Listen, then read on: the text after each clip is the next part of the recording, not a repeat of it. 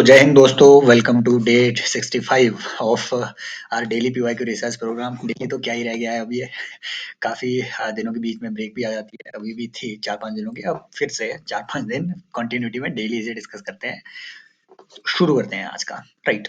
तो जैसा आप सभी को मालूम है कि हम बेसिकली इस इनिशिएटिव में भी यूपीएससी के वेरियस एग्जाम में, रीसेंट एग्जाम में पूछे हुए पीवाईक्यूज हैं जो कि काफी रेलेवेंट है। अभी देखना मैं अभी आपको बताऊंगा कि कैसे ये एग्जाम के पीवाईक्यू एकदम रेलेवेंट होते हैं, सीधा रेप्लिकेट होते हैं, डायरेक्ट रेप्लिकेट होते हैं आपके प्री में। ये सब चीजें अभी हम यहाँ पे डिस्कस करेंगे। तो अभी जो इस साल का कंबाइंड जियो साइंटिस्ट एग्जाम है 2024 का, तो उसके क्वेश्चंस अभी हम यहाँ पे डिस्कस करेंगे, राइट। और मोस्ट प्रोबेबली क्योंकि ये उन चीजों से रिलेटेड है जो काफी न्यूज में रहते हैं, आगे आने वाले जो क्वेश्चन है उनमें से कम आपको 3 से 4 क्वेश्चन, इस वीडियो के नहीं लेकिन पूरा अभी अराउंड हमने सिर्फ 15 या 20 क्वेश्चन अभी हमने जियो साइंटिस्ट के डिस्कस किए होंगे। अभी और बचे हैं 70-80 क्वेश्चन अभी और बचे हुए हैं। आप पाएंगे कि 2 से 3 क्वेश्चन डायरेक्टली इनडायरेक्टली ये प्री में आपके रेप्लिकेट होते हुए आपको देखने को मिलेंगे, क्योंकि करंट अफेयर का हमें यहाँ से पता चलता है कि एक्चुअल में यूपीएससी किन चीजों पे ध्यान दे रहा है, किन चीजों से वो क्वेश्चन पूछ रहा है। जैसे ये देखिए, ये क्वेश्चन 28 अभी हम यहाँ पे पहुंचे हैं। उन्होंने पूछा है कैग के बारे में कि बताओ इनमें से कौन सी स्टेटमेंट करेक्ट है। भाई साहब, आप कोई पीवाईक्यू, कोई कोचिंग की मॉक टेस्ट उठा करके देख लेना, वो इस टाइप के क्वेश्चन आपको नहीं बना के देंगे। ये सिर्फ यूपीएससी के सीडीएस, सीएपीएफ और जियो साइंटिस्ट एग्जाम एटसेट्रा में आपको इस टाइप के क्वेश्चन देखने को मिलेंगे, ठीक है। अब सीएससी में भी ये कुछ ऐसे पूछने लगे हैं कि बताओ करेक्ट कौन है। कि CAG is appointed by the president of India and remains during the pleasure of the president of India. This pleasure of the president, ये डॉक्ट्राइन ऑफ प्लेजर, ये लागू होता है आपके, ठीक है, गवर्नर पे लागू होता है। ये आपके जो ठीक है, जो एडवोकेट जनरल स्टेट में और अटॉर्नी जनरल जो है आपका सेंटर में, राइट, इन पे ये लागू होता है। ये डॉक्ट्राइन ऑफ प्लेजर आपके मेनली उन पोस्ट के लिए लागू होता है जिनको प्रेसिडेंट अपने अपने वारंट के थ्रू रिमूव कर सकता है, राइट। सो ये एकदम फॉल्स स्टेटमेंट है, क्योंकि कैग के बारे में हमें मालूम है कि भाई साहब, कैग को अगर आपको रिमूव करना है, लाइक मैनर में रिमूव करना पड़ेगा एज द जज of the supreme court, right, समझ रहे हो।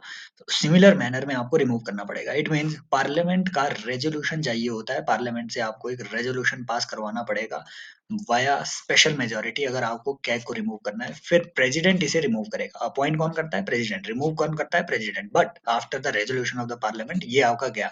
अगला, administrative expenses of the office of CAG are charged upon the contingency fund of India. गया ये भी। ये तो इन्होंने, ठीक है, नाम यहाँ पे ऊपर नीचे कर रखे होते हैं कॉन्टिजेंसी, ये चेक करने के लिए कि आपकी माइंडफुलनेस कितनी है। ठीक है, यूपीएससी को भी पता है कि आम आदमी को, ठीक है, या फिर किसी भी जनरल यूपीएससी एस्पिरेंट की अंडरस्टैंडिंग इतनी होगी कि कंटीजेंसी फंड ऑफ इंडिया से कहीं पे भी एडमिनिस्ट्रेटिव चार्जेस नहीं निकाले जाते हैं। कंटीजेंसी का मतलब ये आपातकाल होना। लेकिन आप कितना, ठीक है, आप कितना आपातकालीन होकर के पढ़ रहे हैं इस स्टेटमेंट को, ये जानने के लिए, ठीक है, आपकी एंग्जाइटी चेक करने के लिए, ये इस टाइप के आपको स्टेटमेंट दिए जाते हैं। ये हटा दो एकदम, ठीक है। ये कंसोलिडेटेड फंड ऑफ इंडिया है, सीएफआई। आप मुझे आर्टिकल बताएं, ठीक है, कमेंट सेक्शन में पार्टिसिपेट करते रहिए। आर्टिकल बताएंगे आप सीएफआई का और कंटिजेंसी फंड ऑफ इंडिया का। Next, the reports of CAG relating to the accounts of union and the state are submitted to the president of India.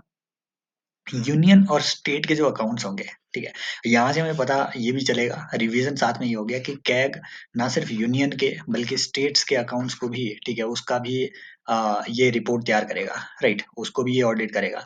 ना सिर्फ इतना, बल्कि जो सेंट्रल कॉर्पोरेशन है, स्टेट्यूटरी कॉर्पोरेशन, उनको भी ये ऑडिट करेगा। स्टेट की स्टेट्यूटरी कॉर्पोरेशन जिनके लिए अथॉरिटी दी हो स्टेट लेजिस्लेचर ने, उनको भी ये, ठीक है, ऑडिट करेगा। सेंट्रल जो बड़ी कंपनियां हैं, ठीक है, जो गवर्नमेंट ऑक्यूपाइड कंपनियां हैं, वो पीएसयूज का भी ये ऑडिट करेगा, ठीक है, जिन जिनको गवर्नमेंट ने इसे डेजिग्नेट कर रखा होगा कि हाँ तुमको इसका भी करना है ऑडिट। तो कैग का ये इतना डाइवर्स रेंज ऑफ, ठीक है, वो है। लेकिन भाई साहब, जो आपके स्टेट के, जो स्टेट की रिपोर्ट है, ये जाती है स्टेट के गवर्नर को। जो यूनियन की ऑडिट रिपोर्ट है, ये जाती है प्रेसिडेंट को। और प्रेसिडेंट ये स्टेटमेंट सही है आपके कि president of India shall cause the reports of CAG relating to the accounts of union be laid down in each house of the parliament statement turns out to be the correct statement. समझ रहे हो? तो controller and auditor general of India की आप मुझे comment section में बताएंगे कि इसकी क्वालिफिकेशन क्या कॉन्स्टिट्यूशन में दी गई है या नहीं दी गई है, ये आप मुझे कमेंट सेक्शन में बताएंगे। मजे मजे में पार्टिसिपेट करते रहो, एकदम बढ़िया रिवीजन होगा साथ में। नेक्स्ट आता है कि which of the following statements are correct regarding correct as per the constitution. मैंने आपको हर बार बोला हुआ है कि जब भी वो बोले as per the constitution, as per the constitution the things need to be mentioned in the constitution with the same text and spirit. There are two things. There is a spirit of the constitution, there is the text of the constitution. Spirit and text both must be same। जब भी वो आपको ये बोले as per the constitution of India, for example बोले कि क्या constitution of India के अकॉर्डिंग ये डिफाइन है या नहीं डिफाइन है, इसके लिए आपको कॉन्स्टिट्यूशन का अध्ययन करना चाहिए। हमने स्टार्ट की थी कॉन्स्टिट्यूशन ऑफ इंडिया की सीरीज, कल फिर से लेक्चर आएगा, ठीक है, कल फिर से लेक्चर आएगा, कंटिन्यू होगा, और नो डाउट जो सब्सटेंशियल पार्ट है वो उससे आपका रिवाइज होगा, पॉलिटी का वो उससे रिवाइज होगा। कल फिर से लेक्चर आएगा, मैं कुछ दिनों से बिजी था, गाँव वगैरह गया हुआ था, इस वजह से नहीं रिकॉर्ड कर पाया, खैर छोड़िए। राइट, और बाकी साइंस एंड टेक का कोर्स का वो तो करना ही होता है। अगर आपको लग रहा है कि हाँ ये लेक्चर वैल्यू ऐड कर पा रहे हैं आप साइंस एंड टेक में, फिर ठीक है उतने कंफर्टेबल नहीं है या फिर आप कॉन्फिडेंट फील नहीं कर रहे हैं, ज्वाइन द कोर्स। ज्वाइन करने के लिए टेलीग्राम पे आप मुझे कॉन्टेक्ट कर सकते हैं, ठीक है, @help hub 007, ठीक है। कोर्स फी 2000 रुपए है और आपको पूरे लेक्चर रिकॉर्डेड भी वहां पे मिल जाएंगे, आप जो है ज्वाइन कर सकते हैं, ठीक है। तो ये है आपका। आते हैं अगले क्वेश्चन पे कि parliament of India has the power to make provision with respect to delimitation of the constituencies. ये तो स्टेटमेंट सही है, और किसके पास पावर होगी? राइट, नेक्स्ट कि the validity of the law made by the Parliament of India with respect to delimitation of the constituencies shall not be called in question in the court। Right, तो ये भी आपका statement है, ये statement भी आपकी एकदम सही है। कॉन्स्टिट्यूशन में ये बातें लिखी हुई है कि पार्लियामेंट जो है, पार्लियामेंट के पास अथॉरिटी होगी टू मेक एनी लॉ, ठीक है, any provision regarding delimitation of the constitution.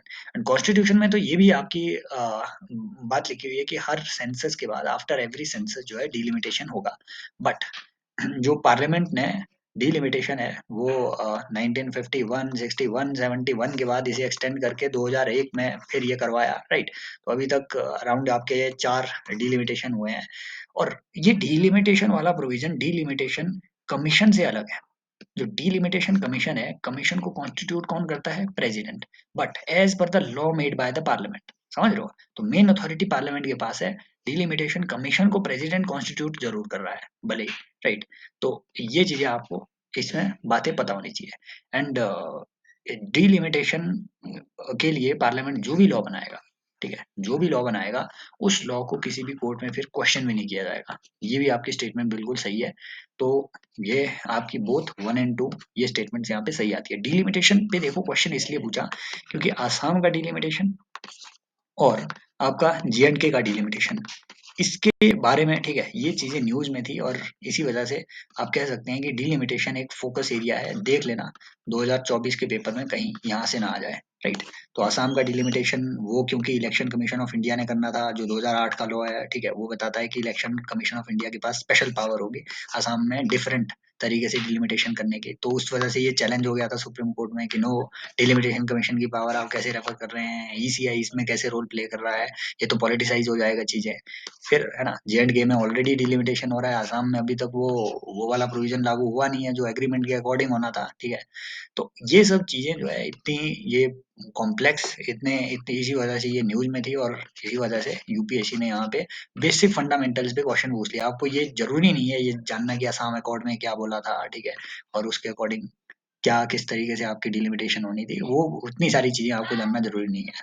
Simple बात कि ये क्यों न्यूज में था, उस पे फंडामेंटल पे ये क्वेश्चन पूछ रहे हैं, है ना। और फिर पूछ भी रहे हैं कि क्या ये चीजें कॉन्स्टिट्यूशन में मेंशन्ड है, ये चीजें है तो है, बट क्या ये कॉन्स्टिट्यूशन में मेंशन्ड है? तो ये भी चीजें वहां पे पूछी जा रही है।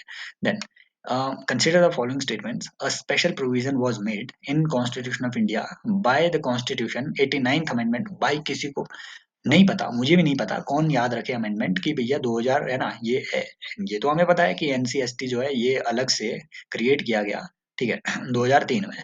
अब इसके लिए अमेंडमेंट कौन सा किया, ये कौन याद रखे भाई? 89th अमेंडमेंट का स्पेशली कौन याद रखे? छोड़ो, ऐसे नहीं करते भाई, प्री ऐसे नहीं करते सॉल्व, अभी छोड़ो इसे, स्टैंड बाय मोड में रखो, अगला पढ़ो। National commission for backward classes, national commission for minorities, national commission for scheduled caste are constitutional bodies. Wrong है भाई साहब। National Commission for Backward Classes, yes. National Commission for Minorities, no. National Commission for Scheduled Caste, yes. They are constitutional body, but National Commission for Minorities is not a constitutional body. It is a statutory body. देखना ये question कहाँ से आया है। ये question देख लो 2023 का कि इनमें से कौन सी बॉडी कॉन्स्टिट्यूशनल बॉडी है। National commission for backward classes, yes. National commission for human rights, national law commission ये तो है ही नहीं, ये तो स्टेटूटरी भी नहीं है। And then national commission consumer dispute, ये तो भाई साहब समझ रहे हो, एक ही यहाँ पे ओनली वन। ये सेम चीजों पे, ये सेम थीम पे ये क्वेश्चन पूछ रहे हैं। आप मुझे कमेंट सेक्शन में बताएंगे कि भाई साहब जो 102nd अमेंडमेंट एक्ट हुआ है उस 102nd CAA के अकॉर्डिंग, है ना, और एडिशनली आप मुझे फिर बताएंगे कि फिर जो 105th अमेंडमेंट हुआ है इस 105th CAA और 102nd CAA में मेन एजेंडा क्या था, इनका इन्होंने मेन काम क्या किया बेसिकली, है ना। ये आप मुझे कमेंट सेक्शन में बताएंगे इनका पर्पज क्या था। देन देख लो कि national commission for women is not a constitutional body. समझ लो, ये तो एकदम स्टेटमेंट, ये तो सही है। National commission for women is not a constitution, yes it is a statutory body. ठीक है, नेशनल कमीशन फॉर वुमेन। यहाँ पे पूछा है कि नॉट करेक्ट कौन सा है इसमें, तो ये तो करेक्ट है। दो दो जहां होगा दो को तो हटा दो, दो हटा दो, ये आंसर नहीं होगा। ठीक है। और one second, national commission for women is not a constitutional body. One second, अच्छा हाँ, sorry sorry sorry, yes not correct पूछा हुआ है, तो दो तो इनकरेक्ट है ही है। तो ये तीन को हटा दो, तीन को हटा दो, तीन को हटा दो, ये तो आपका थर्ड स्टेटमेंट तो सही है। समझ रहे हो, आपको ये फर्स्ट स्टेटमेंट जानना ही नहीं था, आंसर इज टू ओनली, क्योंकि इनकरेक्ट इसमें टू ही आया ऐसे। तीन का तो आपको पता है कि yes and national commission for women is not a constitutional body. ऐसे एलिमिनेशन करो और आंसर के बीच में यहाँ पे पहुंच जाओ। और बीच में ऐसे कई बार कंफ्यूजन हो भी जाती है, नॉट करेक्ट करेक्ट के चक्कर में ऊपर आपने जो पढ़ा एक्सप्लेन करते करते फिर भूल ही गए जीवन में। और देख लो भाई साहब, ये इन्होंने क्वेश्चन पूछा हुआ है कि इन आइलैंड्स के बारे में, साउथ ईस्ट एशिया में जो ये आइलैंड कुछ पड़े हुए हैं, ठीक है, Wallace line and Weber's line, in weber line Wallace line island के बारे में चीजें कंसिडर करो।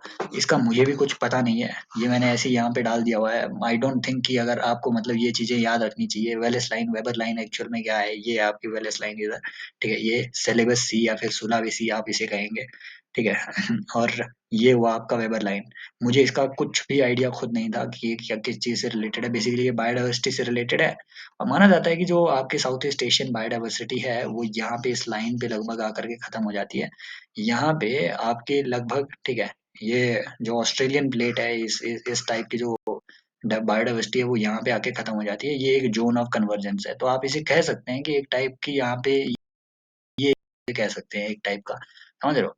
और वो आपने सुना भी होगा एज स्पीशीज, आप मुझे कमेंट सेक्शन में बताएंगे कि एज स्पीशीज क्या होती है। ठीक है, एग्जांपल देंगे एक आधी एज स्पीशी का कि बताओ ये क्या चीज है ना। बाकी आपको ये याद नहीं रखना है यार, इसमें वेलिस लाइन वेबर लाइन मुझे पता है आपको वैसे भी ये याद नहीं रहना है, बट फिर भी थोड़ा, ठीक है, बायोडाइवर्सिटी का मुझे लगा कि हाँ इसमें थोड़ा आइडिया अगर हो जाए कि ऐसी भी कोई चीज यहाँ पे एग्जिस्ट करती है इस पर्टिकुलर एरिया में, राइट।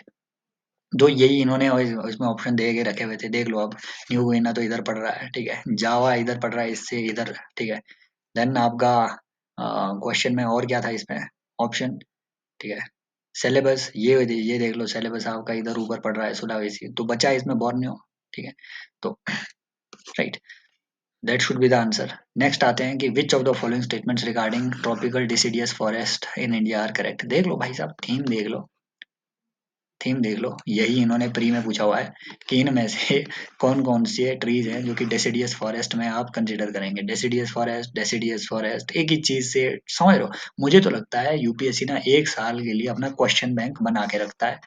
अब उसे कुछ भी ऐसा, है ना, और वो यूपीएससी का एग्जामिनर शायद ऐसा है कि वो सीधे आपके जो भी एनसीईआरटीज हैं उन्हें पढ़ेगा, पढ़ करके वहां से क्वेश्चन बना के रखेगा, फिर भाई साहब क्वेश्चन सेट करने वाले की मर्जी, वहां से जौन सा भी क्वेश्चन उसे हटाना होगा वो उठा लेगा, राइट इसीलिए सिमिलर थीम पे सिमिलर चीजों से ये सिमिलर क्वेश्चन आ रहे हैं। जैक फ्रूट, है ना, जैक फ्रूट का हमने देखा था कि ये जो है ये डिसिडियस नहीं है, ये हाँ ये आपके ठीक है, ये आपके एवरग्रीन टाइप के इसमें आता है, राइट? तो ये तो आप हटा ही दो कटहल को। एंड महुआ, साल, टीक एटसेट्रा, ये कुछ प्रजातियां हैं जो डेसिडियस ट्रीज में आती हैं, ओनली टू। यहाँ पे इस टाइप के क्वेश्चन इन्होंने पूछा हुआ है। तो सेम यहाँ पे ये चीज पूछ ली उन्होंने कि ट्रॉपिकल डेसिडियस फॉरेस्ट में इनमें से क्या चीजें करेक्ट है। They are most widespread forest in India, बिल्कुल सही बात है। इंडिया में सबसे ज्यादा जो मिलता है वो ट्रॉपिकल डेसिडियस मिलता है।